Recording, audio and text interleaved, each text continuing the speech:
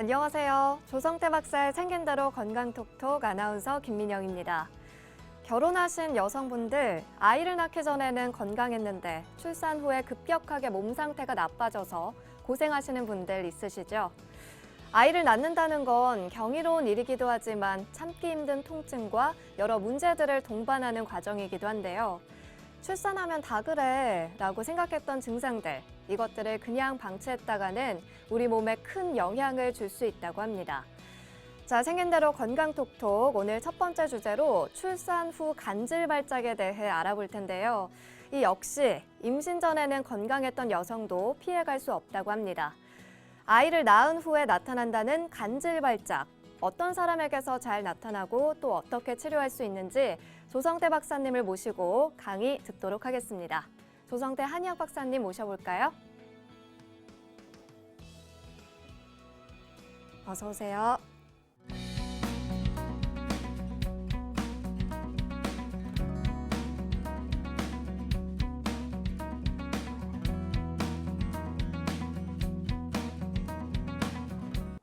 출산 후 간질 발작입니다. 출산과 간질 발작이 연관이 돼? 이러는 사람이 많이 있을 겁니다. 그러나 이런 환자가 예상외로 많습니다. 여기서는 출산 후 간질 발작이라고 그랬는데 유산 후에도 생길 수가 있습니다. 유산 후에도 이유 없이 기절을 하고 쓰러지는 그런 경우, 간질 발작, 어떻게 보면 유사 간질이라고 할 수도 있어요. 그러나 출산 후에 또는 유산 후에 간질 발작이라는 것을 어떻게 아느냐? 검사상에 그게 나오느냐? 안 나와요. 우리가 간질 환자를 보면 뇌파에 이상이 있거나 이상이 나타나죠. 그러나 안 나타난 경우 너무 많습니다. 검사상에는 이상이 없는데 자꾸 쓰러져요. 그건 다른 원인이 있는 겁니다. 그런 병이 너무 많습니다. 먹는 것에 의해서 오는 식골증이라는 것도 있어요. 그거요. 자꾸 쓰러져요. 그런데 원인이 안 나와요. 검사상에 아무것도 안 나와요. 그런데 계속 경련이 일어나지 않도록 하는 그런 약을 먹어요. 근데 그 약을 먹는데도 정도는 덜해졌지만 자꾸 쓰러져요. 그건 원인 치료가 되질 않고 눌러만 놨다는 거예요. 이 출산 후, 유산 후에 유사 간질 발작도 마찬가지입니다. 자기는 왜 쓰러지는지 몰라요. 근데 자꾸 쓰러져요. 원인 없이. 그러니까 어떻게 해요? 쓰러지지 않게 하는 그런 약을 먹을 수밖에 없죠.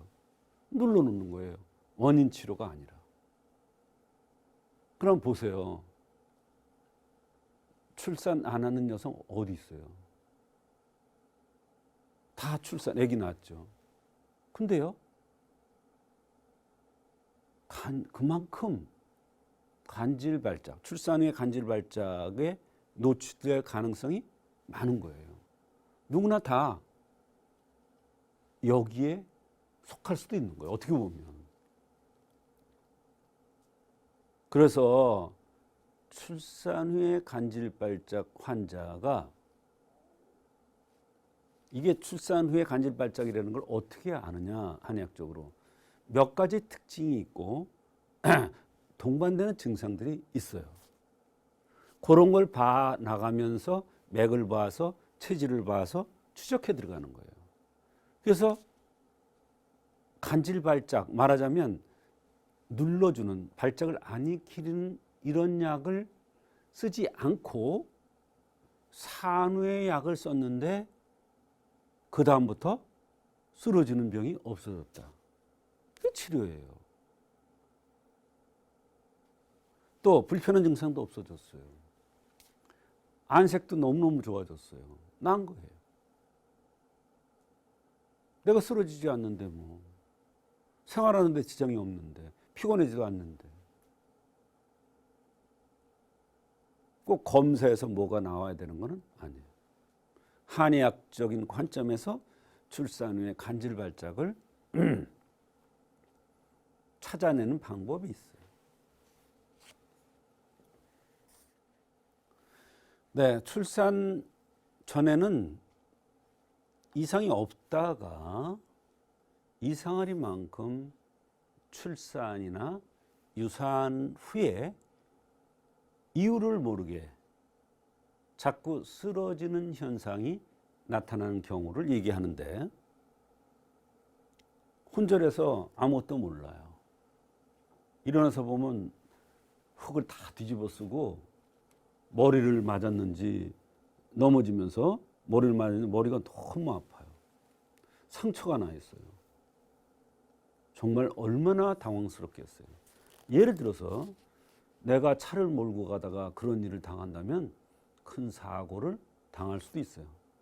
내가 물가를 갔는데 이런 일을 당한다면 정말 상상하기도 싫을 만큼의 그냥 가는 거예요. 없어지는 거예요. 무서운 병이에요, 사실은. 근데 누구나 출산을 겪은 사람은 이런 병이 나타날 수가 있습니다. 출산 후 간질 발작의 원인은 출산 후에 어혈을 제대로 제거하지 않아서 그렇습니다. 출산 후에 어혈을 제거하는 과정을 거쳐야 되는데 그렇지 않아요. 출산 후에 배도 다 빠지고 몸 상태도 좋으니까 그냥 방치했다가 이런 것을 겪는 사람들을 저는 많이 봤습니다. 이 어혈이 심장을 공격하는 거예요.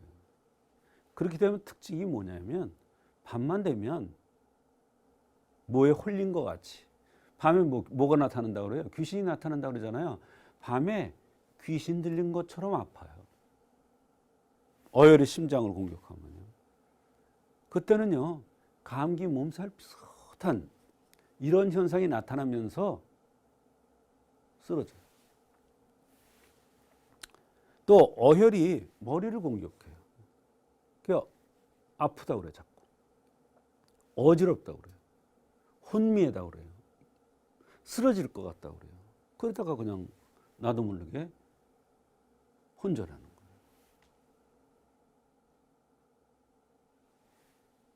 출산 후에 어혈을 제거하는 게 굉장히 중요합니다. 인체에 필요 없는 피죠. 병적인. 출산 후 간질 발작 환자의 특징. 이게 굉장히 중요합니다. 출산 후에 자꾸 혼절하는 현상이 나타났다. 그런데 보니까 여기에 기미가 꼈더라. 이거는 바로 어혈에 의해서 나타나는 혼절이에요. 간질이에요. 근데 여기에 기미가 끼는 게 자궁에 의해서만 오는 게 아니라 위장이 나쁜 사람도 이렇게 나타나요. 또 허로증에 의해서 조열, 열이 났다 식었다 이러면서 여기에 기미가 끼는 사람이 있어요.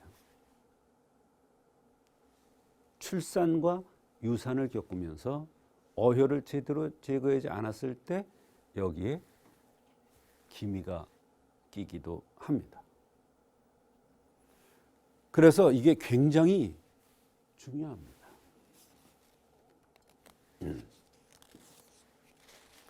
출산 후 간질 발작에 동반되는 증상, 어지러움증, 머리가 아픈 거, 그다음에 멍이 잘 들어요. 특히 다리 쪽으로. 그다음에 허리가 아프다. 근데 허리인데 그냥 허리가 아니에요. 방치 쪽으로 아파요. 밑에 허리죠. 피부가 가렵다. 왜? 한열이 나타나기 때문에 가렵 증상이 나타날 수밖에 없어요. 혈병. 만성 피로.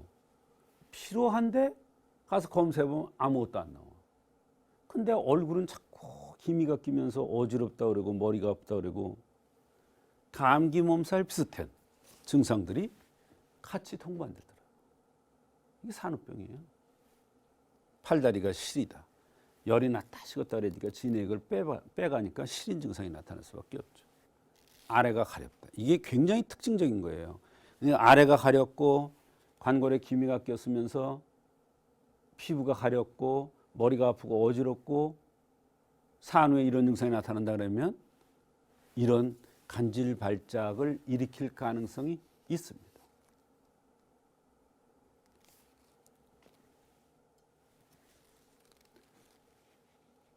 한의학적 치료는 감이 소요산이라는 게 대표적인 약입니다. 간혹 소요산을 쓰기도 합니다. 먼저 어혈을 빼줘야 되니까 군기조혈음이라는 걸 쓰기도 합니다. 군기조혈음이라는 걸 약을 쓴 다음에 어혈이 어느 정도 제거됐으면 몸을 보호해주기 위해서 보호탕이라는 약을 써야 됩니다. 그런데 이런 과정을 거치지 않았을 때 소요산증과 감이소요산증이 나타납니다. 그래서 가장 대표적인 것이 감이소요산이라는 것이 산후 간질 발작의 가장 대표적인 병인데 산후에 관골에 기미가 꼈고 열이 났다 식었다 이러면서 허리가 아프다, 머리가 아프다, 어지럽다 이런 증상이 나타나면은 조심을 해야 돼요. 어지럽다 하다가 혼절하는, 나도 모르게 쓰러지는 그런 병이 나타날 수가 있는 겁니다. 그러면 이것을 예방하는 방법은 없느냐? 출산 후에 올바른 몸조리를 해야 됩니다. 들어놓는다고 된 게 아니에요. 어혈을 제거해야 제대로 된 몸조리가 되는 겁니다. 보통 한약을 두세 제를 어혈제를 씁니다. 어혈을 제거하는 약을. 대표적인 약이 군기조혈음이라는 약이 되겠습니다. 또 몸을 보호하는 약을 그렇게 해서 추스려서 어혈이 제거된 다음에 몸이 제 원상 회복되도록 하는 보호탕이라는 약을 또 써야 됩니다. 그 다음에 출산 후에는 100일을 넘어서 성생활을 할 수가 있습니다. 이런 대원칙을 지키지 않으면